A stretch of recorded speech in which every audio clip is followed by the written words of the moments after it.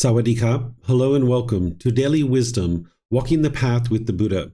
Today is our group learning program, and I'm going to be guiding you in a breathing mindfulness meditation session, then opening up to any and all questions that students have. Whether you're in Facebook, YouTube, or Zoom, you can join us for meditation, and then afterwards, if you'd like to ask questions about anything related to the path to enlightenment, you're more than welcome to do so. I'm going to start with some chanting to ease us into the meditation, then I'm going to come back in with some guidance. There's going to be a period of time where it's just quiet and we're all meditating together. Then I'm going to come out of the meditation with some more chanting. And then that's where I'll open up to any and all questions that you guys might have. So welcome to anybody who's joining us, whether you're joining for the first time or you've been joining regularly. If you'd like to pull up a meditation cushion or a chair or a bench or anything that you'd like to use for meditation, you're more than welcome to do that. I'm going to get started with the chanting, and you're more than welcome to join along if you like. Arahang Samma Sambuddho Bhagava Bhutang Bhagavanhang Abhivateyami Savakato Bhagavata Dhammo Dhammang namasami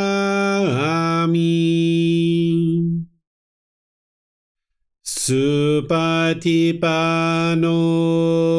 Bhagavato Sāvaka Saṅkho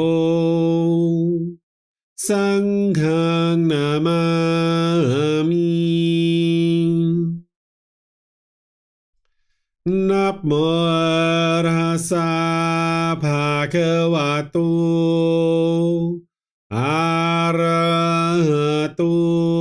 Samma Sambuddhassa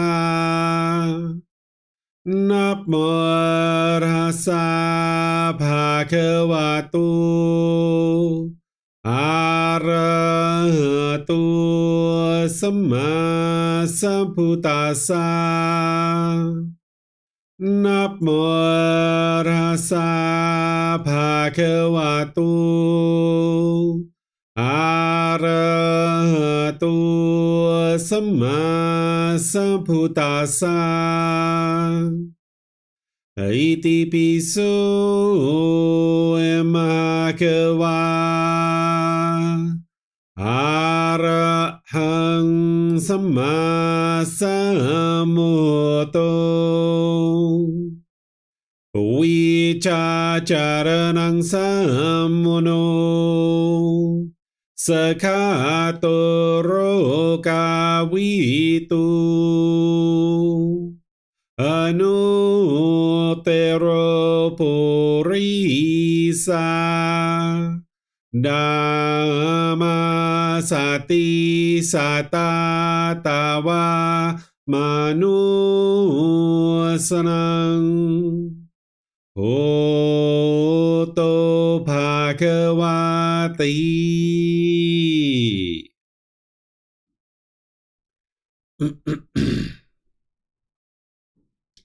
Okay, with the lower body and hands and arms comfortable, and the upper body erect, just close the eyes and start breathing in through the nose and out through the nose.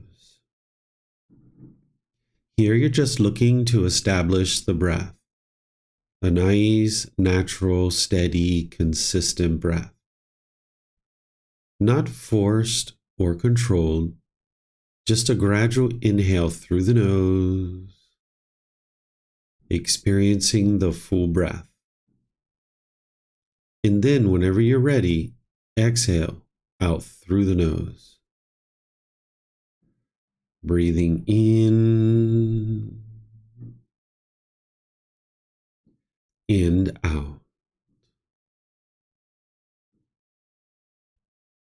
Breathing in and out.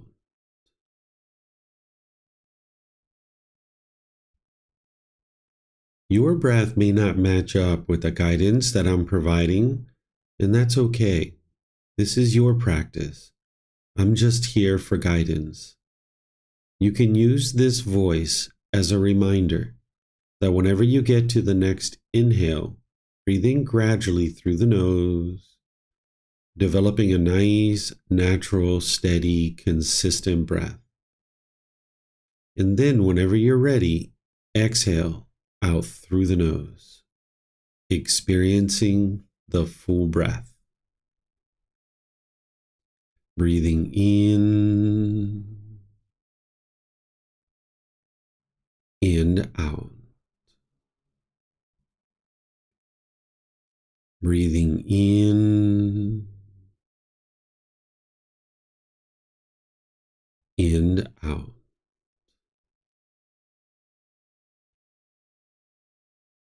With the breath well established, start fixating the mind on the breath, either the sound of the breath coming into the nose or the sensation of air moving over the skin into the nose. The breath is the present moment. Fixate the mind on the breath, the present moment. Breathing in and out. Breathing in and out. With the mind fixated on the breath, whenever you notice that it moves off the breath, cut that off, let it go, and come back to the breath, the present moment. No need to observe the thought, label it, judge it, analyze it, or even try to figure out where it's coming from. Whenever you notice that the mind is moved off the breath, cut that off, let it go, and come back to the breath, the present moment. Breathing in and out. Breathing in and out.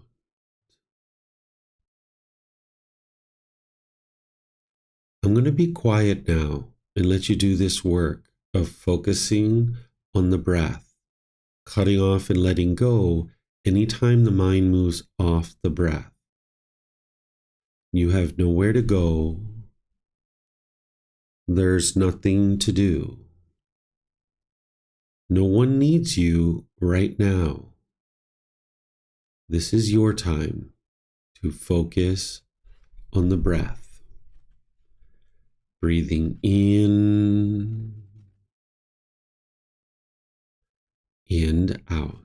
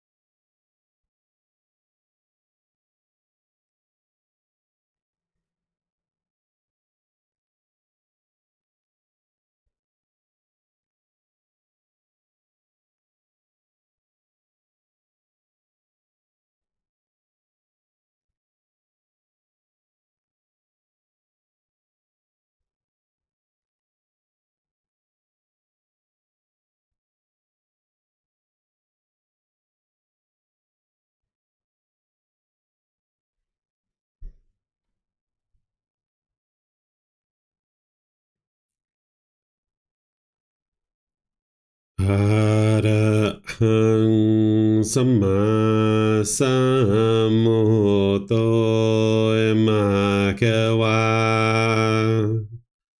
Otang Makavanhang Apivateyami Savakato Emakavata Tammo Dhammang Namasami Supatipano Emakavato Sāvaka Saṅkho Saṅghang Namami Namo Tassa Bhagavato Arahato Samma Sambuddhassa Namo Tassa Bhagavato Arahato Samma Sambuddhassa Namo Tassa Bhagavato Arahato Samma Sambuddhassa Iti piso emakawa Arahang Samma Sambuddho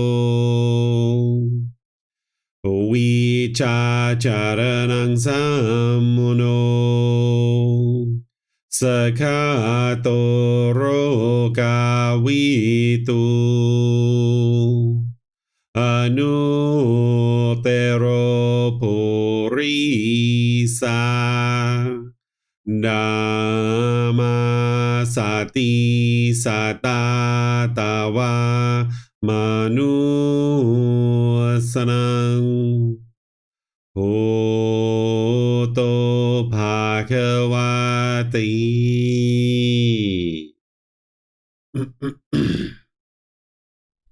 Okay, if you guys would like to slowly make your way out of meditation. Once again, welcome to everyone. Nice to see everyone in class today.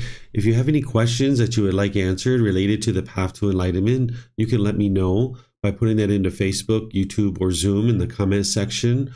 Or in Zoom, you can electronically raise your hand and ask any and all questions that you like. So let me know if you guys have any questions that you'd like answered.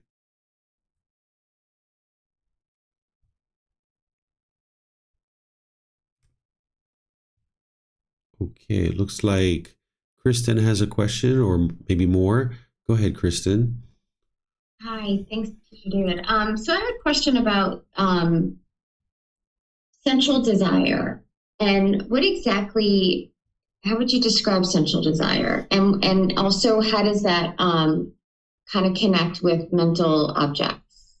Sure. That makes sense. So, Okay. so sensual desire is where the mind has the longing, yearning through the sense bases. So whenever we talk about craving, desire, attachment, wants, and expectations, we're pretty much talking about sensual desire. So when we talk about it just basically and simply, we just say craving, desire, attachment, wants, expectations. But when we talk about it as a fetter or a pollution, we call it sensual desire. And this is where the mind is longing, yearning through the eyes, the ears, the nose, the tongue, the body, and then the mind itself. These are the 6 sense bases. The mind is longing for permanently agreeable contact. So these are the doorways that you experience contact. This is how the mind takes in contact from the outside world, and it wants things to be permanently agreeable. So when you see certain things, if they're agreeable to the mind, and the mind has a certain craving, it'll get those pleasant feelings. But when the mind sees something like a physical form that is disagreeable to it, then it will experience painful feelings.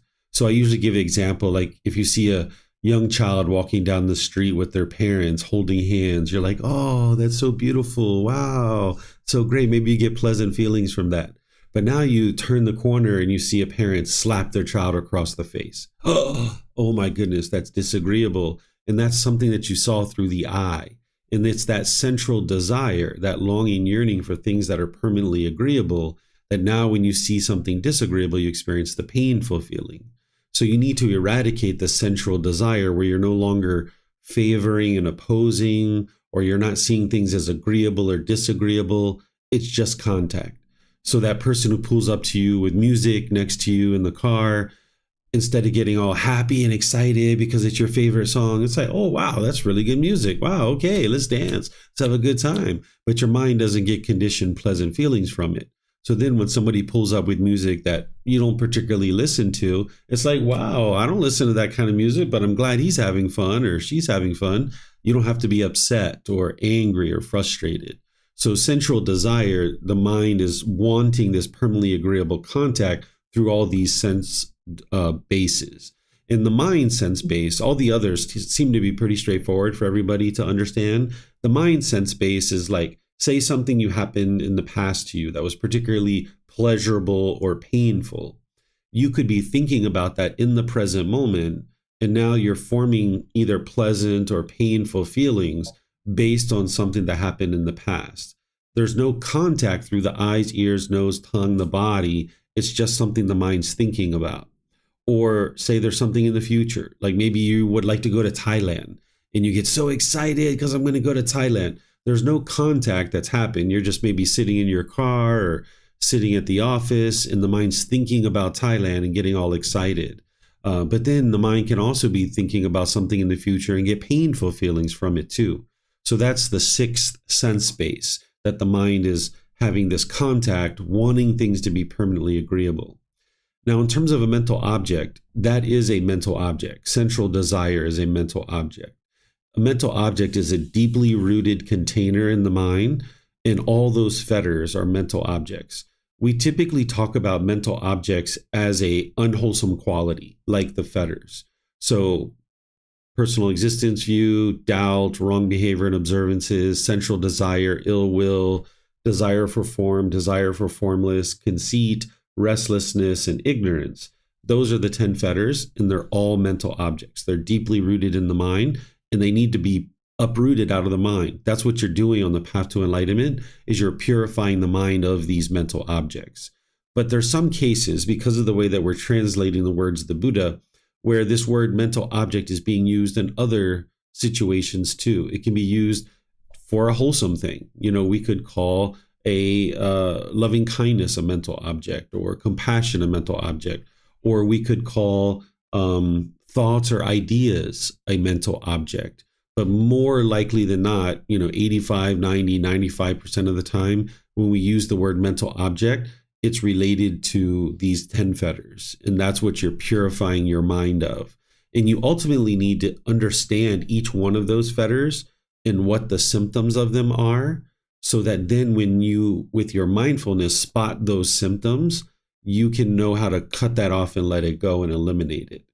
Because each one of these fetters have certain symptoms that you're going to experience because of them being in your mind. And that's what I teach in the retreat in August. There's a retreat where I spend about an hour to an hour and a half on each individual fetter, explaining what it is, what the symptoms are, how to eliminate it, and how to know that you've eliminated it. So that's central desire, and that's what a mental object is, a deeply rooted container in the mind. Okay. All right. And I'll go back and I'll find that recording. Maybe I'll listen to that. Okay. Thank you, Teacher David. Yeah, you're welcome. That retreat has been recorded, I think once. I recorded it. It's on our YouTube channel, in the podcast too, I think. Yep. Okay, great. All right. Looks like Robert has a question. Go ahead, sir. Or maybe more than one. So when you're talking about like mental objects and craving for them, one of the things I'm thinking about is like a person or a relationship with a person that you have craving for or attachment to. Is that a mental object or an attachment to of the mind? Those are the same thing. So when we talk about craving, desire, attachment, we're talking about sensual desire. And Right. that is a mental object. So it just depends if we're talking about it really basically and very simply, we'll just say craving, desire, attachment. But really, we're talking about sensual desire. But there are some cravings, desires, attachments that aren't part of sensual desire. So like the fetter of desire for form, where you desire to exist in this world permanently. That's the sixth fetter. That's not part of sensual desire, but it is a craving, desire, attachment. Or say like the mind has a craving where it's clinging to this body or the mind, like that personal existence view. We will call it personal existence view and kind of separate it from sensual desire. So sensual desire encompasses pretty much the vast majority of all cravings, desires, attachments, but there's some that aren't categorized under sensual desire. There are other fetters and other mental objects. So just to clarify, so the mental object is sensual desire. It's not like a specific thing or person. Like, right. Okay. There's 10 individual fetters, or we could say there's 10 individual mental objects. And you're working to uproot those out of the mind. And one of those, a really big one, is sensual desire. That's like a huge one. So when we talk about like attachment to a person, that's sensual desire, because the mind is now craving and clinging to have this person in your life permanently. And that's agreeable to you, to see this person, to hear this person, to maybe smell them, to have them touch your body, to, all these different things, that all the senses, the mind is holding on to this person because they find it to be agreeable to them. But now there's somebody else who you see as disagreeable. And now when you have contact with that person, your mind is repulsed by that and wants to push it away, or bitter, harsh, and hostile, or put your expectations on someone. And all that is coming from sensual desire. So the person themselves is not the mental object. Right. Like, okay, got it. Yeah. And then I think one of the other questions that I'm like forming, but I don't think I have the right specific language for is, so like, let's say so if somebody passes away and you had a strong relationship with them, that's gone, but you still have this need for attachment to somebody like them. Is that still a mental object, or is that like, how do you work on that attachment to make sure it doesn't go elsewhere? So there's not a need for an attachment. It's just that the mind is attached. So that's still sensual desire. Okay. That the mind is longing, yearning, wanting this permanently agreeable contact. Now grandma has died, and now the mind isn't getting what it wants. Its sensual desire isn't being met because it can't see grandma anymore. It can't hear grandma anymore. It's not getting its sensual desire fulfilled. So now kind of what I think you're talking about is maybe they grab onto grandpa even tighter. They don't want to let grandpa go. And now this is still sensual desire. The mind's holding on really tightly. And what you can do is you can, through all the teachings of the Buddha, mainly the Eightfold Path, that's working to eliminate sensual desire. And this other mental object of ill will goes along with sensual desire, because when your sensual desires are getting met, those pleasant feelings come in, the conditioned pleasant feelings like happiness, excitement, elation. But when the mind's not getting its sensual desires fulfilled, that's where the ill will has the potential to arise. The anger, hatred, frustration, agitation, annoyance, that's going to arise in the mind because its sensual desire is not getting fulfilled. Gotcha. Okay. Thank you. Yeah, you're welcome. These mental objects, it's really helpful when you learn all the fetters and you understand what the symptoms are, because now you're not just working with like the basics of craving, anger, and ignorance. You're not working with just wants and expectations. You're working at a much deeper level of understanding the mind and exactly what fetter is being triggered in any given situation. And you can really target that much better than when we just kind of talk more generally and broadly. But that's where people start, right? You have to start somewhere. So the Buddha teaches in these layers. So that's why you start off learning about craving, desire, attachment, wants, and expectations. But ultimately, you would like to move this into understanding each of the individual fetters, so that then whenever they're arising, you know exactly what fetters are arising. And typically it's more than one fetter. If sensual desire is involved, there's typically ill will involved, but there can also be conceit in there too. But being able to diagnose your own mind down to that level of detail will really help you to be skillful with eliminating those out of the mind. Got it. I think it was the language of mental objects made me think like it specifically is a mental object, and there's many different like objects in your mind, like people or things like that. But it's more basic than that. It's the actual fetters. Yeah, it's individual pollutions of the mind. And these are deeply rooted containers in the mind. So there's a container of personal existence view, of doubt and wrong behavior observances, central desire, ill will, and all the rest. And what you're doing with those 4 foundations of mindfulness is anytime discontentedness is arising, you would like to try to catch it as a bodily sensation and cut it off and let it go. Kind of putting a blockade in your mind, no longer allowing it to form a conditioned feeling. But then all the while, you're proactively working with things like breathing mindfulness meditation, generosity, loving kindness meditation, and a whole host of other things to uproot these mental objects out of the mind. Because the more you clean up those mental objects out of the mind, the more or the less discontentedness you will have. One of the ways you can think about a mental object is think about it like dust in the corner of your room. It's just sitting there in the corner of your room, and the dust in the corner, and it can get kicked up at any point. And then everybody's starting to choke. You're starting to choke and gag on the dust. And what you'd like to do is kind of put a blockade on the window, not allowing any dust to come in the house anymore, so that you can get this dust in the corner up out of the house, so you can have a nice clean house. And now once you get all the dust out, it won't come back in anymore. That's with your mind. With your house, that's not the case. Yeah. All right. Looks like Kristen has some more questions. Go ahead, ma'am. Oh, did you put your hand down? I'm not sure if you still had a question or not. Yes, I have one more question. Uh-huh. So suppose, kind of, your mind is in that state of discontentedness, right? You're battling with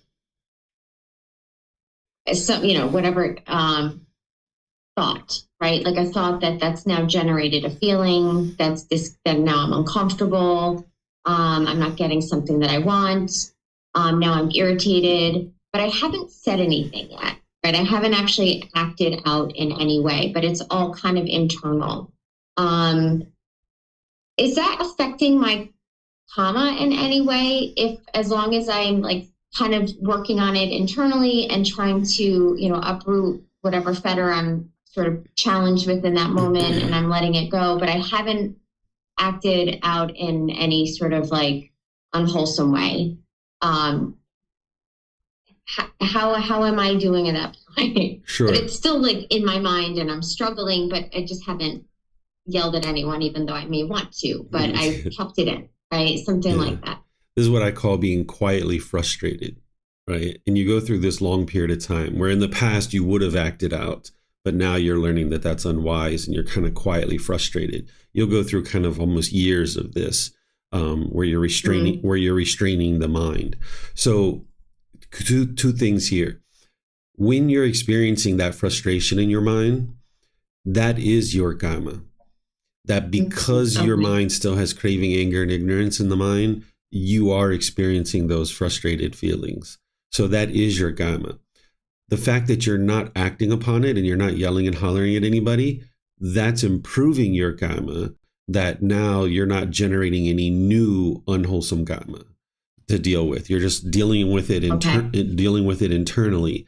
And now when you're cutting that off and trying to get rid of that out of your mind and you're not acting upon it, next time that thing happens, your frustration is going to be less and less and less because you're extinguishing your karma now. You're extinguishing your unwholesome karma. And then eventually you'll get to the point where that frustration doesn't even arise because whatever that thing is that's occurring, your mind has let go of that craving and now it's just not there. And now it's like, wow, look at that. not even upset. Wow, this is pretty nice. So you need to go through this period of quiet frustration with each one of these cravings, desires, attachments until the mind has let go fully, and then you'll have more peace and more joy. So you're dealing with this unwholesome karma that is coming back to you, but you're choosing not to put it out in your intention, speech, or actions, so that you're not generating any new unwholesome karma. You're just dealing with the unwholesome karma that's coming back to you for yourself. And now the more you extinguish that, then you won't have to deal with it so much as you go forward in the future. It'll just become less and less and less. Okay, that makes sense. Because I'm definitely feeling like there's, I'm worried. Like I know that I feel like that is my karma. Like when I'm in that state, like something's happened that I've created in my own mind. I'm holding on, right? I'm the cause of my own discontentedness. So I know that it's created within me. But yeah, that worry of like, oh God, I don't want to continue on that like cycle of continuing that. So that's good to hear that it is. I understand that's my karma, but I'm not generating any new unwholesome karma. So that's good. Right. And one of the things the Buddha teaches you about the natural law of karma is that there has to be contact in order for karma to be created. So like when you come together with Ted, you guys are creating karma because there's contact between you. And if you talk in nice and polite and friendly and respectful ways, you're generating wholesome karma amongst each other. But if you're being bitter, harsh, and hostile to each other, you're generating unwholesome karma.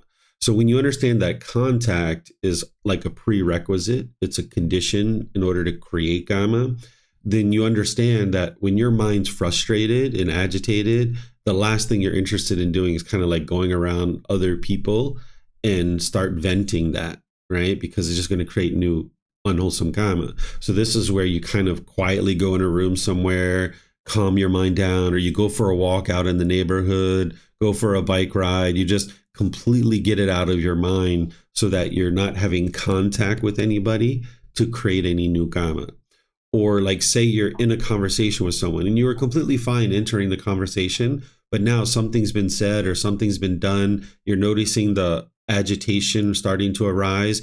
You just break contact and you walk away, because then you know you're not going to create any unwholesome karma because there's no contact, and you can just go away to your room or to take a walk or go shopping or whatever it is that you're going to do. You can just go off for a drive, and now you're not creating any unwholesome karma. So knowing that contact is a condition for karma to be created really helps you, because you understand to break contact and not allow there to be any intention, speech, or actions that come out from that frustration or agitation. Okay, good. Thank you. Yeah, you're welcome. Great questions, guys. Let me see if we have anything anywhere else.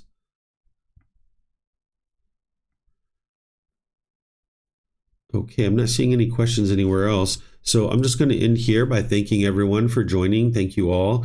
It's nice that you guys are interested in learning and practicing these teachings to be able to transform the mind and move it closer and closer to this enlightened mental state. I'm going to be starting the group learning program over from the very beginning on June 1st. So if you have any friends or family that have been talking with you and they said that they're interested in learning, this is a great time for them to learn. People can come join the group learning program at any point, but June 1st is a great opportunity because it's the very first class of the beginning of the group learning program. Tomorrow in the group, not tomorrow, on Sunday in the group learning program, I'm going to be in chapter 21, which is titled Do No Harm. What is the future of the planet? And you can read this to be able to understand what I'm teaching there. And then during the class, we're going to have a really nice discussion amongst all of us. And then, of course, on Wednesday next week, I'll be doing loving kindness meditation and opening up to any and all questions that you guys have. So thank you guys again for joining, and perhaps we'll see you in a future class. Be well and take care. Sawadee Kap.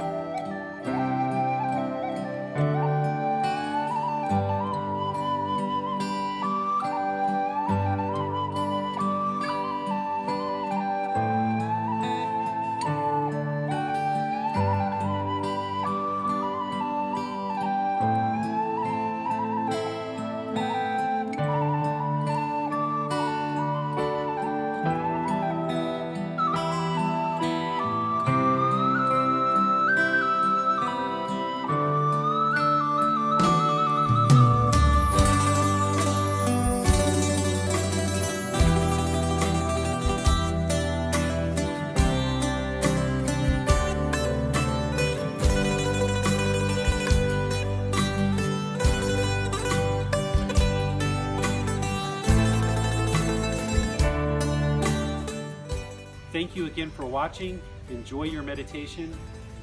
Look forward to seeing you online and answering any questions that you might have. Thank you so much.